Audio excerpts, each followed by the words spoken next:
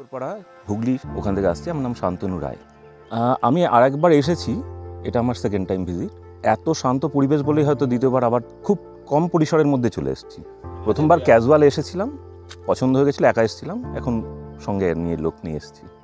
আমার তো actually cool and calm place খুব ভালো লাগে। এই জায়গাটার বৈশিষ্ট্যটা হচ্ছে এই সেরিনিটিটা, লোকালয় থেকে অনেকটাই দূরে, আর এত পাখির কলতান। অ্যাকচুয়ালি পাহাড়ে এক এক জায়গায় এক এক রকম বৈশিষ্ট্য থাকে, তার মধ্যে এটা যেটা আছে আমরা দেখেছি যে হিল টপে একটা ভিউ থাকে যেটা অন্যান্য অনেক জায়গায় পাওয়া যায় না, যে একটা পুরো ভ্যালিকে একসাথে দেখা যায়। প্রায় কতটা বলবো 260 ডিগ্রি বা 270 ডিগ্রি একটা ভ্যালি ভিউ পাওয়া যাচ্ছে। তার সাথে এই টপ ভিউটা পাওয়া, তার সাথে একটা কুল অ্যান্ড কাম প্লেস যেখানে নির্জনতাটাকে এনজয় করা যায়, দারুণ জায়গা। ফুড খুবই ভালো, এখানকার ম্যানেজারের বিহেভিয়ারও খুব ভালো, উনি কেয়ারও করেন। এসে থেকে যেতে পারলে 3-4 দিন, যদি কোথাও ঘুরবো না এই প্ল্যানিং থাকে, তাদের জন্য খুবই ভালো।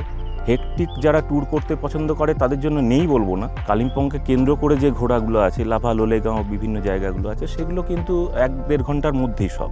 তাদের পক্ষে একদম স্বর্গ, যারা এসে দুদিন খুব আনন্দ করে থাকবে। চারপাশটা মেঘে যখন ঢেকে যায় তখন নড়তে ইচ্ছা করে না, এত সুন্দর।